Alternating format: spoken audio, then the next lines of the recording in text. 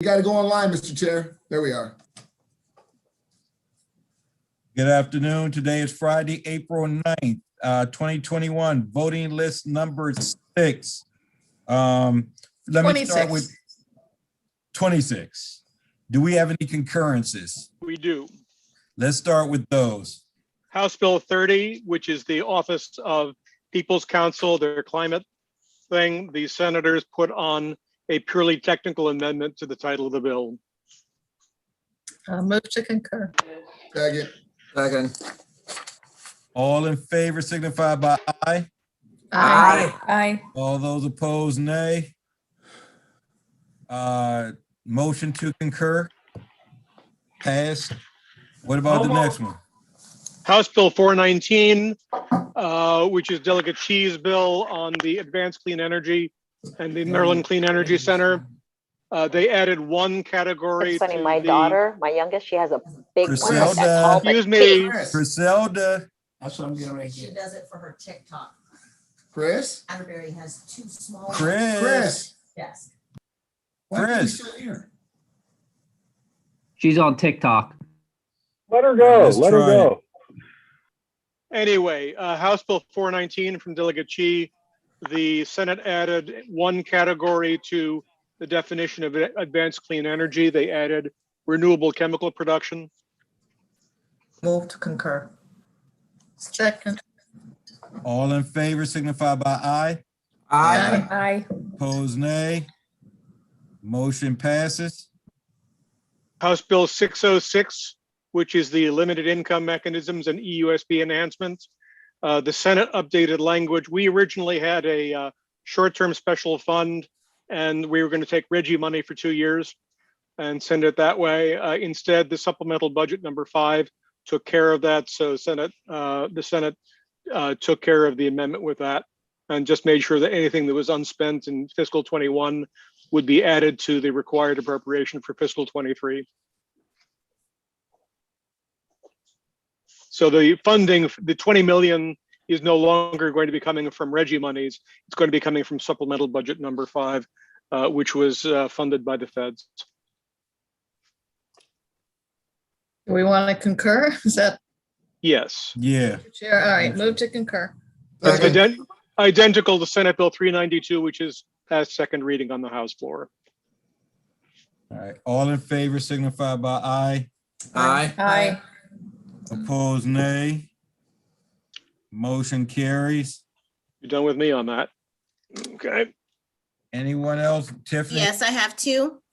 The first one, House Bill 1108, Washington County Alcohol Bill. This bill increases from 32 to 60 the number of times that wineries may use a special event permit. The Senate amendment sunset the provisions on June 30th, 2023.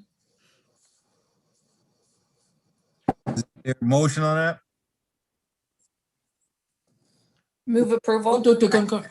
To concur, Move to concur. Yeah. unless you're going to Second. fight it.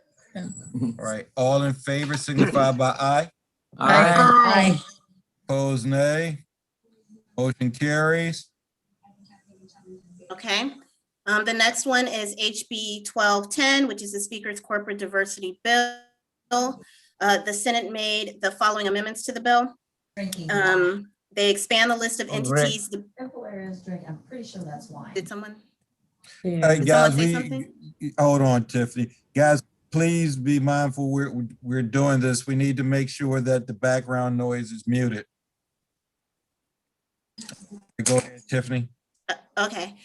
So the amendments expand the list of entities that the bill does not apply to include a limited liability company owned by a single member, a privately held company if at least 75% of the company's shareholders are family members, and an entity that has an annual operating budget or annual sales less than $5 million and does not qualify for a state benefit.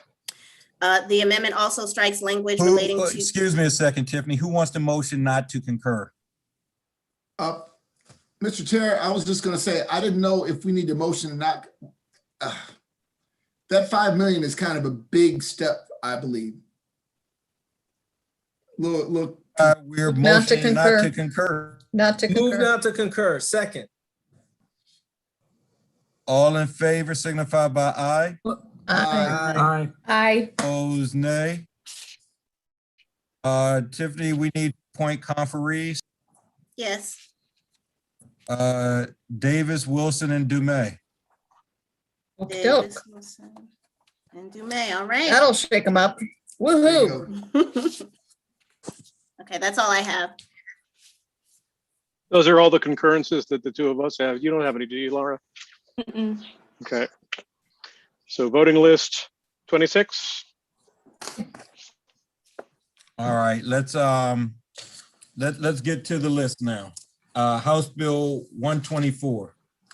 Mr. Chair, I was supposed to ask if you would hold that, That worked. do it before the list was prepared. Nope, that's fine. Let me get, all right. What about 350? House Bill 350 is the bill that changes the verification requirement under the sick leave law. This is Delegate Adams' bill. It relates specifically to the special rule that applies for seasonal workers that want to take leave between days 107 and 120 of employment. There's an amendment in the packet from the sponsor that would sort of further alter the verification standard. Delegate Adams. Yes, sir. Did So you want to the speak amendment, to it at all?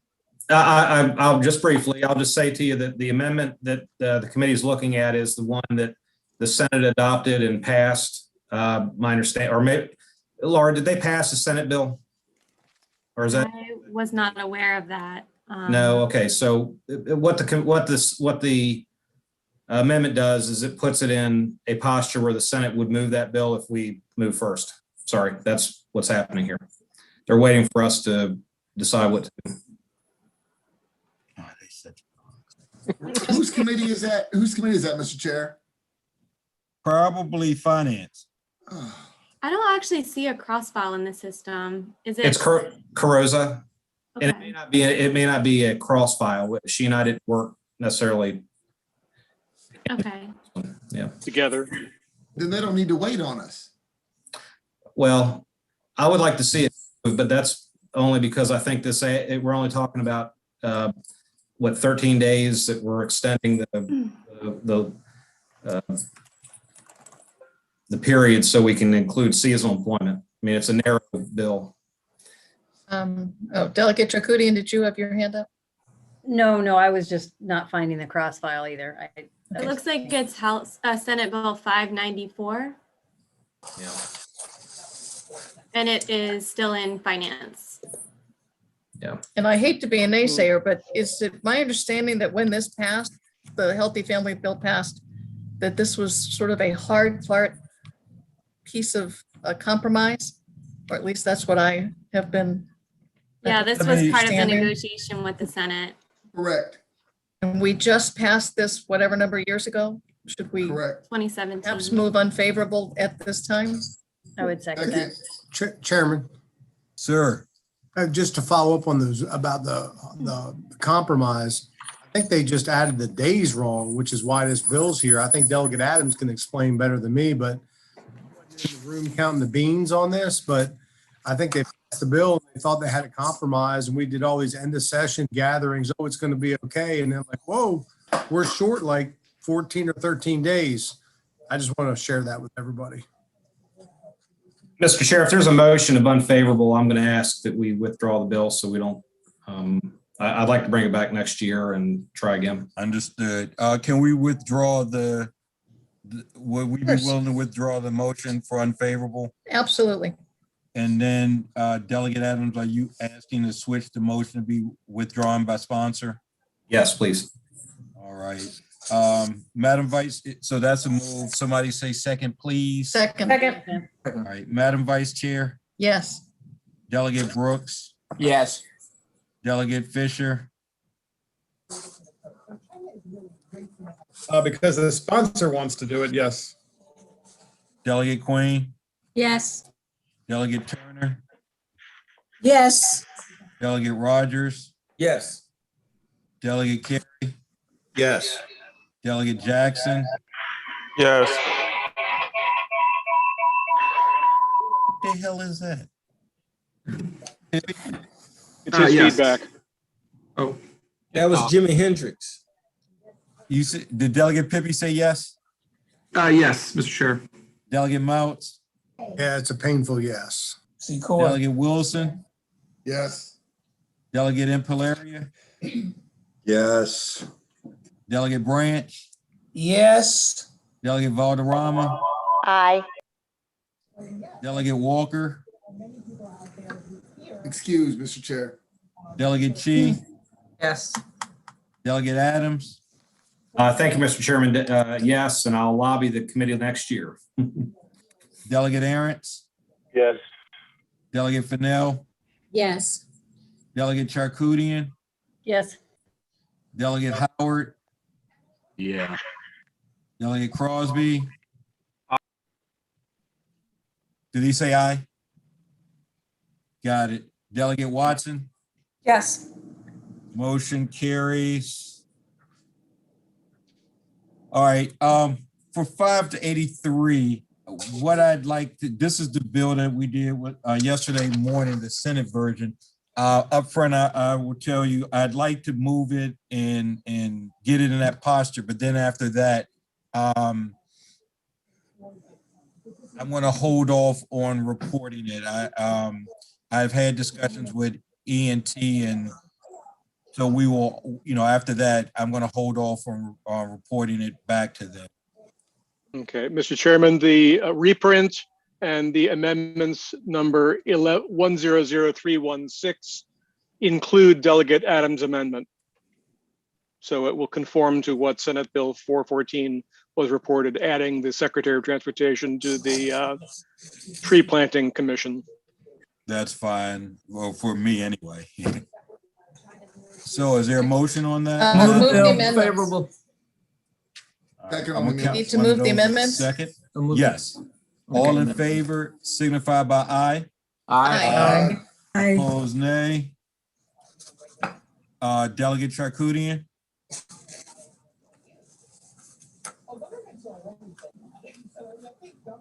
For some reason, there we go go. ahead. I didn't get my hand to go down. I apologize. No, I'm good. Oh, okay. Move the gonna bill say as something. amended. All right. Second. All right. Madam Vice Chair, Yes. Delegate Brooks, Yes. Delegate Fisher,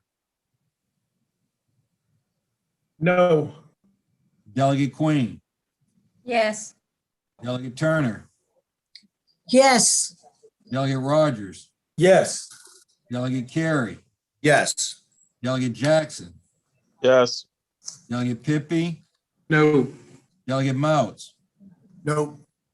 Delegate Wilson, Yes. Delegate Impalaria, No. Delegate Branch, Yes. Delegate Valderrama, Aye. Delegate Walker's excused, Delegate Chi. Is this the amendment of the bill? The bill. Bill. Okay, yes. Delegate Adams, No. Delegate Arentz, No. Delegate Fennell, Yes. Delegate Charkoudian, Yes. Delegate Howard, No. Delegate Crosby, Yes. and Delegate Watson. Yes. Motion carries. As I said, I'm going to hold on to it, but I just wanted you all to know what was going on. House Bill 1009. House Bill 1009 establishes several protections for homeowners during and after a state of emergency or catastrophic health emergency. There is one set of amendments in your packet from the sponsor of the bill.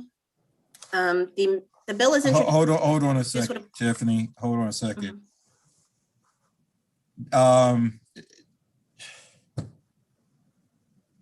Is there a motion on the bill? Move unfavorable. Second. Moved and seconded for an unfavorable on House Bill 1009. Madam Vice Chair, Yes. Delegate Brooks, Yes. Delegate Fisher. Yes. He said yes. Okay. Yes. Delegate Queen, Yes. Delegate Turner, Yes. Delegate Rogers, Yes. Delegate Carey, Yes. Delegate Jackson, Yes. Delegate Pippy, Yep. Delegate Mouts, Yes. Delegate Wilson, Yes. Delegate Impalaria, Yes. Delegate Branch, Yes. Delegate Valderrama, Aye. Delegate Walker's excused, Delegate Chi, Yes. Delegate Adams, Yes. Delegate Aaron's, Yes. Delegate Fennell, Yes. Delegate Charkoudian, No. Delegate Howard, Aye. Delegate Crosby, Aye. and Delegate Watson. Yes. Motion carries. 11:05, please. I'm hoping this is the last UI bill of the session. This is the bill that prohibits the Secretary of Labor from charging against an employer's earned rating record charges due to a layoff that was no fault of the employing unit, due to a shutdown by the governor, chief executive officer of a county, governing body of a county or municipal corporation, or a unit or instrumentality of the state or political subdivision. This is I not would- for go COVID, this ahead. is just period. This period. So I would move unfavorable for two reasons. One, because I think it's too broad, and two, I think Senate Bill 811 that sort of handled what the rate and That was Hershey's bill help me, from but the other day? handle the rate or whatever, I think. Yes. Problem. Okay, Second. all right, moved and second. Could I ask a question? So are these two bills unrelated to each other? They both relate to an employer's overall tax, what the taxes that they would pay. The tax rate is a function of the tax table, which was addressed in Senate Bill 811, and the experience rating, which is addressed under this bill. The General Assembly already passed the Relief Act, which also addresses the experience component. So even without this bill, you have addressed both components of an employer's UI taxes. This would go farther, but Okay.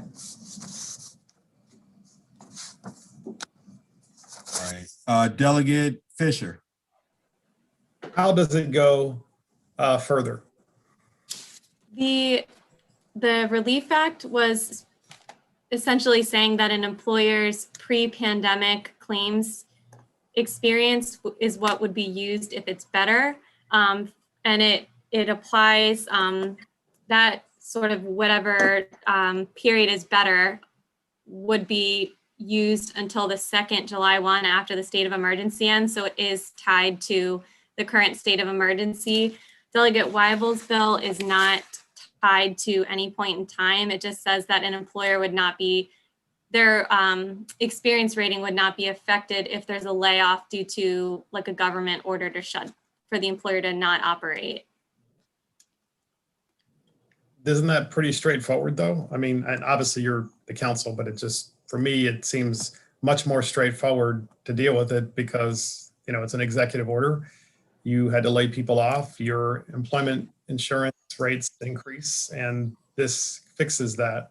And it's a lot more straightforward and it just seems more transparent. But anyway. Delegate Howard. I like the legislation. I think it sort of speaks to 581. I mean, we did a lot of work on worker protections, and I think this is a small piece of protection for business moving forward, should there be any other type of government shutdown or mandatory layoffs. Here's the problem. Let me sort of respond with that. And I definitely get where Delegates Fisher and Howard and probably Aaron's are coming from with that. I would say on this, though, this may need to be a case by cases by the kind of thing, because I remembered in 08 or 09, whenever it was, when I think it was 09, and we had a problem with the trust fund and we had to borrow. And I think it ended up being about 34 million that we borrowed. But then this last time, I don't think we actually borrowed it. It was like, I guess, given or granted or whatever. But we got up there. I mean, we're talking what was it, hundreds of millions? Hundreds. Billion mark. You're talking about right now? So the Right state now. has already borrowed 54 million from the federal government.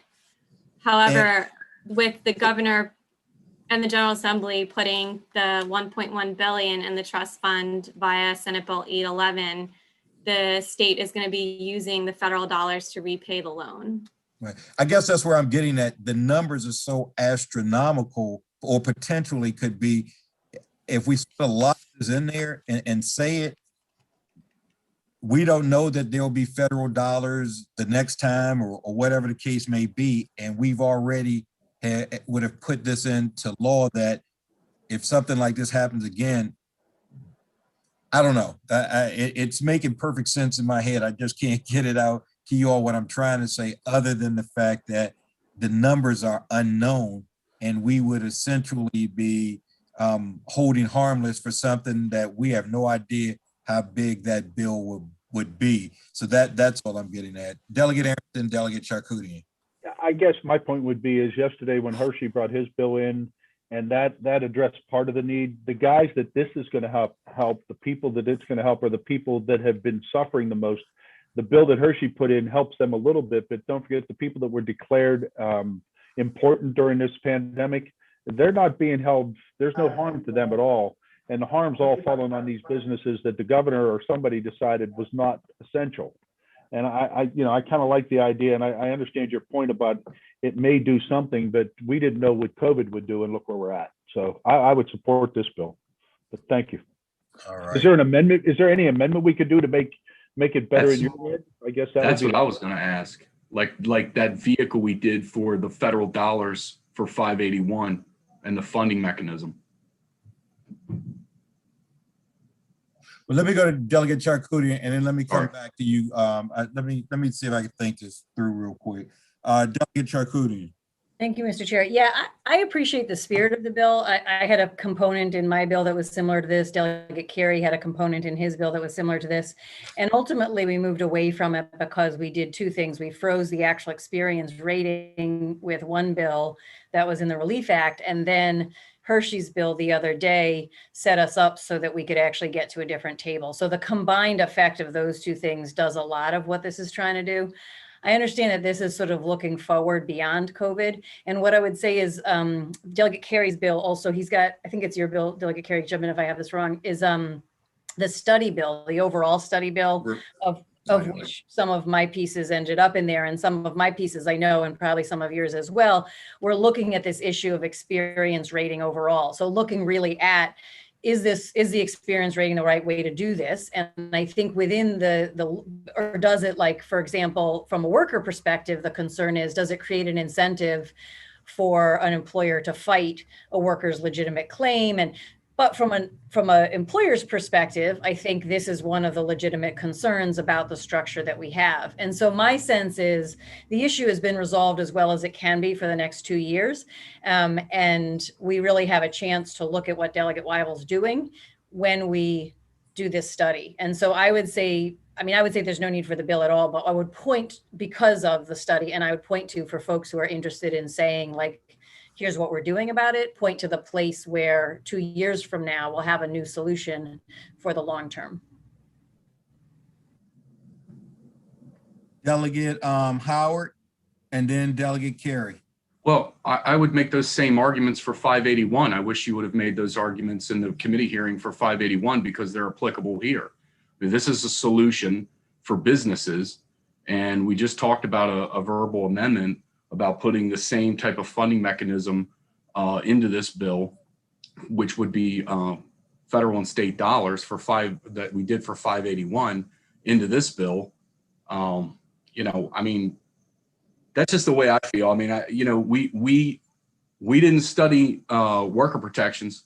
We moved right ahead with that bill, which is fine. That's what the job of this committee is, and that's what the job of the subcommittee is, and the members of this committee is, and that's what we do. And that's fine, but we sure as hell didn't study that. So bifurcate out for me how a business as an entity is different than a worker. And to me, in my mind, to some degrees, now it's not a business is an actual human being going home to a family, into a home, but to some degree, they're one and the same. And this officer's minimal protection moving forward, the same thing that we offered to individual workers. And you know, we've done a lot of good work, This committee, this body has done a lot of good work. But to say that, well, we're going to study it when we have a vehicle in front of us right now that we can amend to protect businesses from future shutdowns. What amendment, Delegate Howard, are you suggesting? Honestly, Chair, I was just talking, remember how when we were working on 581, it was contingent upon federal dollars and those type of things. Correct. Sick leave is contingent on the federal dollars. Or state. Right. Or state, right. Right. That's what I was thinking about, but putting this in line, if that would work, something like that would work. I mean, to me, these are kind of one and the same. I mean, they're certainly different as far as the bill, what the bills do. 581 talks about right to refuse work and things like that. But as far as the funding mechanism, and we've fenced off what, 1.5 billion dollars, I think Senator Hershey fenced off yesterday, day before. I mean, tell you what, and let me, I'm sorry, Delegate Carey. Let me, and I'll speak last, then Delegate Chi. Thank you, Mr. Chairman. No, I was just going to say, Laura, when we did this in the subcommittee, I remembered kind of the way Delegate Charcuti, and, we had talked about what had been done in the Relief Act, and we thought that, other than there was no sunset on this bill, that it really had been covered in that. Right. I mean, the sort of the immediate experience hit that an employer would feel has been accounted for, I believe, in the Relief Act. This is more, I would think, for potentially a future shutdown. Right, exactly. And that speaks directly to 581. We just passed in an emergency legislation something for a future shutdown to protect workers. Why not do it for businesses? Why is that a problem? Here, here's what I'd say, and I'm not disputing what you're saying. Let's talk what I think the practical effect of both this one and 581. The only provision, and correct me if I'm wrong, guys, if I got it wrong, that the whole federal dollars relates to is on sick leave. And so effectively, when you sort of read what the bill says and what we did, effectively, we struck sick leave from that bill. And I don't know that the federal government just sort of goes, all right, here's X number of dollars. Oh, and this part is for earned sick leave, although they could, but it wouldn't because of any prompting that we did. Quite frankly, it's just something they would do. So when I sort of look at this one, it's kind of the same way in the sense that we didn't have any mechanism in place to relieve employers of their obligations, so to speak. We just had this money, and the governor did it, from his standpoint, and we did it from the legislative standpoint. So in that regard, I guess what I'm trying to say is, I mean, we could do it or not do it, quite frankly. I don't think either one really does anything. If it's contingent on federal dollars, that means the feds are going to come out and say, we want you to use this money to provide earned sick leave, or here's some money, Department of Labor, or for the unemployment trust program, here's money to help you with that, or that sort of thing. I'm not sure with either one of these provisions that we have really done anything. It's more, we're making a policy statement, and I mean, I don't have a problem with that per se.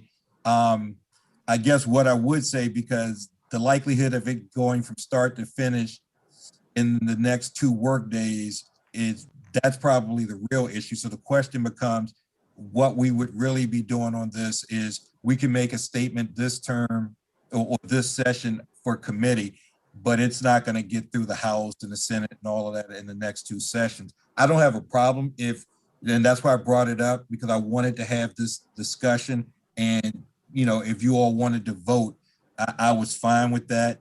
But, those are just some thoughts. I mean, I'm not really suggesting anything per se. But when I heard about those 2 provisions, I thought this, and Delegate Howard is correct in terms of his analogy, but I also think just like the sick leave law, I think us saying, well, we'll do this only if, but it only is funded if there's federal dollars. I think if federal dollars are available, just like the thing, we didn't have this mechanism in place and we're doing it anyway. So what I'm saying is we can go either way. I don't think it makes a difference on either one of those bills, you know, whether we put it in there or not, but that's enough rambling for me. Delegate Chi.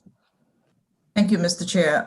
I empathize with the Delegate Howard's frustration to a point. I think ever since a year ago when the pandemic hit, I have heard feedback from small businesses precisely about this issue. And I think retrospectively, even, you know, now we are facing Sunny Die. When we look at this whole session and the work of our body collectively, we have dove in and just, you know, have done a lot of good work in helping workers and families and everybody in need. But we really have not done a whole lot actively to help our businesses legislatively, other than the Big Relief Act. And I think this is the kind of bill, and I will be supporting this bill, is a statement that this is something we proactively do, that we understand businesses' pain, that through no fault of their own, if the government orders them to shut down, they should not be penalized by having to pay more if they have to lay off their workers or things like that. I think this is an opportunity for us as the ECM to make a statement that we actually understand what businesses are going through, and this is what we're willing to do to help them. Thank you. All right, let me jump back to Delegate Howard for a second. I mean, I can't add anything to what Lily said. I want to thank you for your comments, Delegate. They mean a lot, and this is a forward-looking and forward-leaning body, and that's really my goal was to accomplish here is that minimum protections to businesses. I know that we all share these goals. Let me do this, Delegate Howard, if you don't mind.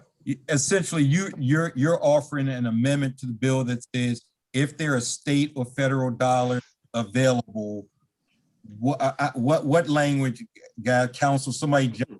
Yeah. No, I'm just not sure. I'm not sure. The UI Trust Fund, there are special rules about it. The state has to be very careful about the entire UI law because it has to conform to federal program requirements. So I'm trying to envision how this would be drafted. And so right now, for example, $1.1 billion in federal funds are flowing through the state and into the UI Trust Fund. So are you envisioning that it would be just some sort of general federal or state money specifically for this purpose? I'm just not really sure. Tell you what. I don't have my hand up, but. Oh, I'm sorry, Madam Vice Chair. I was just going to say, I appreciate all of the comments and I do understand the struggles of the businesses. But there are protections that we've put in place between 811 and the other bills that we passed, the COVID relief. And, you know, this bill really might be something we want to look at, but I don't want to do it on the fly. And, you know, if we're going to amend it, which I think we have to, isn't it better since we're not affecting something that's going to happen between now and when we come back? And we may discover things, as Delegate Charkoudian said, through the study, that we could strengthen what we want to do with reference to how House Bill 1105 works. So wouldn't it make sense to do it better next year? That's my two. The only thing I should add to clarify something I said earlier that relates to what Madam Vice Chair just said. The fiscal note has the small business effect section. And so it says many employers will not be affected through the duration of the provisions of the Relief Act, but there are some small businesses that would potentially benefit beginning as early as fiscal 2022, which would be this July. So I don't know that we know the extent of employers that would sort of benefit from this, but I didn't want to just leave it as me saying Sure. it's No, that's good. covered. Thank you. Yeah. Delegate Ahrens. I was just going to say, I agree with the Madam Vice Chair, except that we've done a lot of bills and we don't know the impact, but something like this on its face value will demonstrate to these businesses that have had to go through this problem and have faced this, that have been hurting and will not be made whole. I think this is, not only is it a good gesture, but it's also probably good business because it will keep them around for next year. And like many of the other bills, we do have an opportunity next year to adjust this. And if we're not finding it working, I think it does show, like Delegate G said, it does show that we care about our businesses. If we can find a way to put something on this bill that can make it out there and make it whole, I think it would be a good idea. And it would, to me, it would demonstrate something to my small business owners. I live with only small businesses. I don't have big businesses. We don't have that luxury on the Eastern Shore. We don't have that many, I should say, but we do have some, but in my district, we have very few. So I would look to keep something like this moving. Thank you. Delegate Pippi, I'm sorry. That's okay. Just real quick, and Delegate Carey probably knows this, but right now, small businesses all throughout my district are getting their rating notices that are coming in, and they've all gone up, 750%. I mean, they go from like 0.03% to 2.5%. That Relief Act kind of mitigated some of that. But right now, literally, I've been getting calls from small businesses in my district because they're now literally getting these notices in the mail. And so I don't know, so as far as putting out a statement, I don't know, it might look good because these businesses are they're freaking out. Maybe Delegate Carey can chime in on that. You know what I'm talking about, right? Mr. Chairman, can I speak? Mr. Chair, sorry about that. Hold on. Let me go to Delegate Charcuti, and then I'll come to Delegate Carey and then Delegate Howard.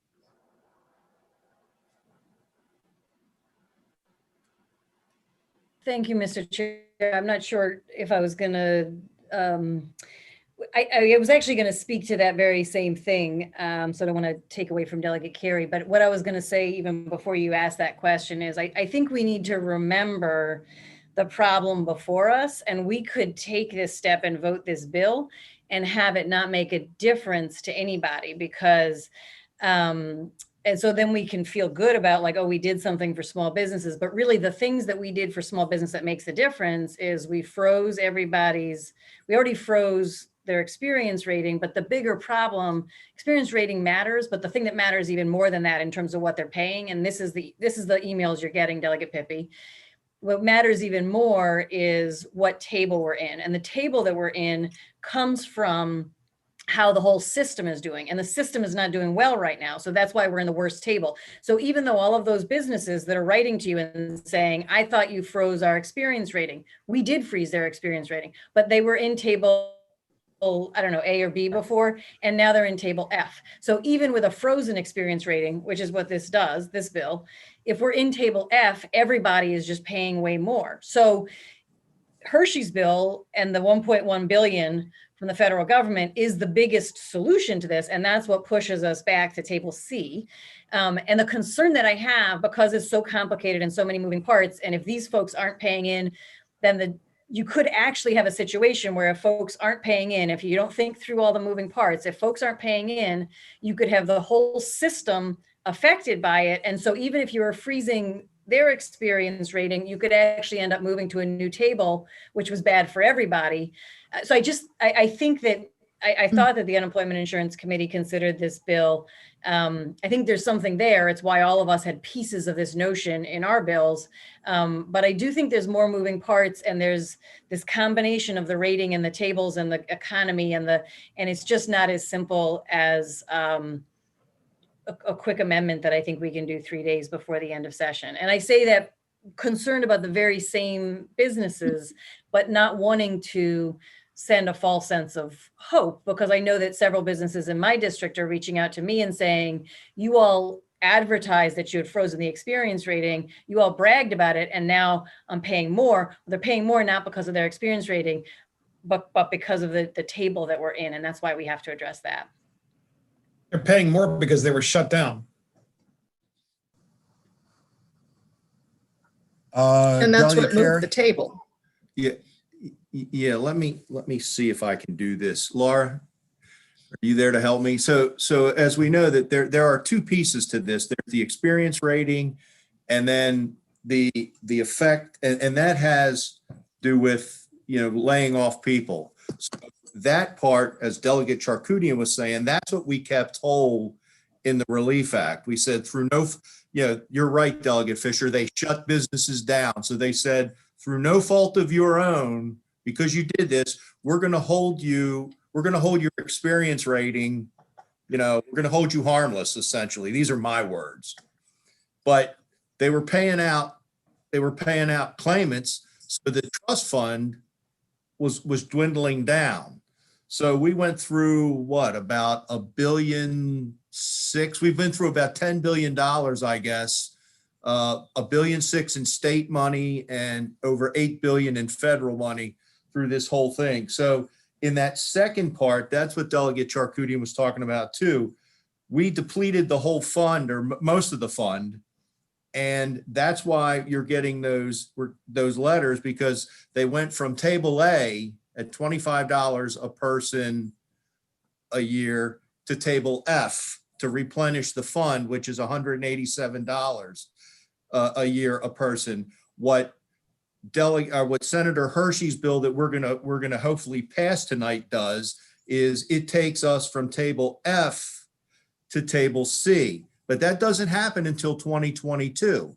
So it's 2022 and 2023. I just want everybody to be aware of that, because people are still going to pay in table F through the end of this year, which is $187.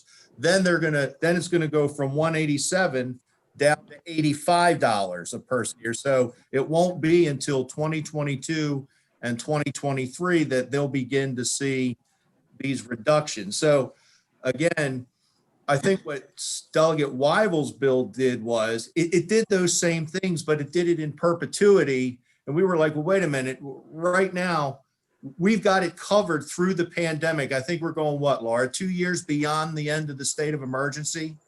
The second July one. Hold on, guys, let me jump in here. I'm sorry, Mr. Chair. I got something I've got to do, because I know the Republican caucus is meeting at 5:30. So I'm not gonna interfere with that. Let me hold that. Let's use this time. Somebody get an amendment. We won't be likely, unless they're open on Saturday, we likely couldn't vote on it before Monday, because I do want to see if there's an opportunity we can run it by the feds, that whatever we do, that they don't have problems with it, or tell us, because that was an important point Laura raised about any impacts it could have on the trust fund, because that program is a joint federal state program. It's not just, as you all know, just a state program. So we're not calling the shots exclusively on that. But if we can get an amendment and talk to the federal folks to see if there's an issue, we can bring that up for a vote, and at least the committee would have voted on it, and we can, if it, like I said, if it passed muster or whatever, we could always finish the job next year. You want to hold it. Yeah. Did you want to make one final comment? Well, I just wanted to ask you a question. Like, if we're going to talk to the feds and all, can I be in on that? I just want. I'm fine with it. Yeah. My own curiosity. I just want to, be in a part of that conversation and learn more about it. And. Yep. Okay. All right. Let me skip down, guys. I've got to do this one now. I've got to do this one now. Let's go to Senate Bill 490. Senate Bill 490 is a local alcoholic beverages bill from Anne Arundel County. This is the one that talks about the chief inspector going from a part-time chief inspector to a full-time chief inspector. We have a letter in support of the Senate bill from the delegation in the form that the Senate sent it to us. There's an amendment in the packet, but it's from Delegate Adams. We do not have a letter on that. Move the bill as it came over. Move favorable on the bill as it came over. Second. I have a question. Delegate Fisher. Sorry, I muted myself. Thank you, Mr. Chairman. So look, so this is a little more complicated I don't represent Anne Arundel County, but I have very dear friends that have restaurants in Anne Arundel County, and they were eavesdroppers, if you will, that were hired by the health department and, by the liquor board on boats with cameras, taking pictures of restaurants with outdoor seating, which was required by the county, and then playing gotcha with that. And so I'm the one that did hold this bill for that reason, not because of I know the bill's going to move, but it sure would be nice if we could have an amendment to prohibit them from having boats spying on restaurants outdoors who are running on a shoestring, barely keeping open, and playing gotcha with pictures off of boats. It's very uncomfortable for me to even conceive that such a thing is happening, but it is. And this particular bill intends to reward the individual that's doing just that. And so the bill's going to move, I'm sure, but if there's a way that we can amend it so that we're prohibiting spying on restaurants, because that's not what a liquor board's supposed to do. They're supposed to not be on boats with cameras. And so with that, I know we're short of time, but I just wanted to bring that up. And I want to thank the chairman for holding the bill. Thank you. Delegate Howard, then Delegate Watson. Thank you, Mr. Chair. And colleagues, I was out sick, COVID negative for a couple days. I had one amendment drawn up. I sent it up to Delegate Adams. You might have that in your packet. I'm back. And really, all I was trying to accomplish, I think Chris is going to offer the amendment. I had it drawn up in his name. I thought the bill was going to come up earlier than today. All I'm trying to accomplish, and all Chris will be trying to accomplish in the amendment, is we passed HB 944 in an emergency posture, which talks about giving the licensing money captured back to the businesses. Mm-hmm. And all I'm trying to do, I guess, is what I'm pleading with the committee to do or consider is we also voted to make this position for the liquor inspector full time and basically give the guy a pay raise. Fine. All I want to do with this amendment, to break it down very simply, is disperse the funds that we captured back to the businesses first, and then whatever remaining funds remain, because all of this comes out of the same pot of money. His pay raise comes out of the same pot of money.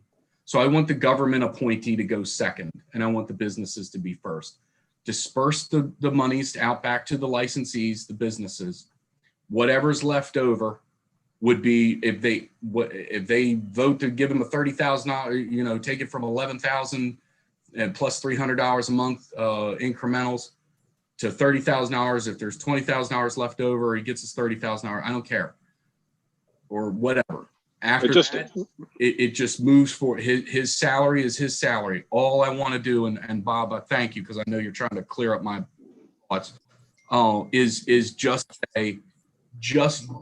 distribute the license money that we're returning before you pay the government guy. Okay. The only thing I would point out, Delegate Howard, if I might, by way of clarification, the House sent the bill over with his salary set at $30,000. Mm-hmm. The Senate did not do that. Instead, they put him into a certain civil service category, NR 05, whatever the hell that is. Right. And I don't know what the pay scale is there. So I don't either. Yeah. And this amendment doesn't speak to any of that, and only in the terms of if an NR 05 is, I don't know, make up a number. I don't know what it is. So all I'm saying is you'd mentioned 30,000 based on what we had sent over from the House. All I'm saying is the way the Senate bill comes back over, it's in something where the statute does not say what his salary is. It simply provides a classification, and then it's whatever the board provides is where. And this amendment doesn't get in the way of that. The board can still do that. The only thing is if the board elects to give this guy a $50,000 a year salary, and there's only $30,000 left over after distribute the funds to the businesses that were not able, the license money. Mm-hmm. Yeah.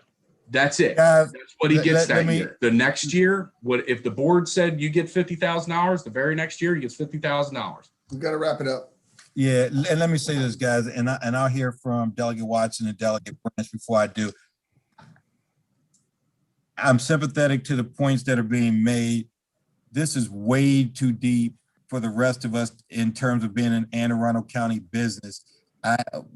I would need a letter or something from the delegation saying that this is what you all want to do. I'm reluctant to have ECM. I mean, dude, this is a deep dive into something that really doesn't have statewide implications. So I mean, I hear you, and I do try to work with you all on your concerns, but this is, for me, this is taking the committee way deep into a local issue without getting any type of letter authorizing, you know, us or you know, giving their recommendation for us. So respectfully, I would ask that if you all can get a letter for it, and I mean, we will accept it as a friendly amendment on the floor if it makes it there, but we can't do that type of thing here because that's too much of a precedent of this committee getting into, you know, a local, well, I'm repeating myself, but I think you all understand where I'm coming from. I do, and I appreciate you, Mr. Chair. This bill's going to conference committee, correct? It depends on what they do. Well, I don't know about this one. It depends on what. We have not yet, we've been asked to concur in the amendments that make House Bill 680 look like this. We have not yet done so. But if they just took this bill, then they wouldn't need us to go to conference. They could just roll with this bill. Mm-hmm. Is that accurate? Yeah. Mm-hmm. So the conference would only occur if we tried to do something to the other bill and then they didn't concur. Mr. Chair. Delegate Watson, then Delegate Branch. Yes, thank you, Mr. Chair. I agree with you 100% that locals should be given local courtesy, and this sounds like one of those bills. On the other hand, I think they have made some points that we might consider holding this bill maybe until the next voting session to give them a chance to work that out. And if they don't, we can vote it next time. I'd love a chance Delegate to talk Watson, to my colleague. I was asked to do this as early as Monday or Tuesday of this week, so I've held it for 3 days. And with all the myriad of issues we got going on with bills being held and so forth, I would be creating additional. What's one more for the House? Well, no, we're already going to have 2 more. Except it's a local bill. That's what makes it harder. Yeah. Well, not more for me. That amendment will be offered on the floor. I can guarantee you that one. Oh, well, that's fine, but if you get a delegation letter. Yeah, Is it my turn, Mr. I just Chairman? don't want it to happen here. So sorry. I mean, I'm not getting an Anne Arundel business like that. But if you know, I'm fine with if it's offered on the floor. I'm fine with that. At that point, I'm going to defer to the delegation chair, and I'm going to take a seat. I did not hear that motion. Delegate Branch. Yeah, let me just say that I totally agree with the chairman, and with this not having statewide implications, it could certainly make the delegation be pissed off with the legislature for getting all involved up in their business. I received a delegation letter from the House delegation just dated the 12th that showed that they had voted and sent another letter. I don't know if the staff received what I've received, but you did? Yep. See, that was just on the 12th. So unless they agree with the amendment, if they could agree with the amendment or agree with what you're doing, that would be something different. But I really think we're treading and walking in a dangerous area, trying to get in the middle of a delegation's business. So You what, guys, I need to get the roll call on this one. Is there a motion on this bill? There's already a motion. Without the amendment, right? Is there a second? Second. All right, let me get the roll call going. Delegate Domingue, Madam Vice. Yes. Delegate Brooks. Yes. Delegate Fisher. No. Delegate Queen. Yes. Delegate Turner.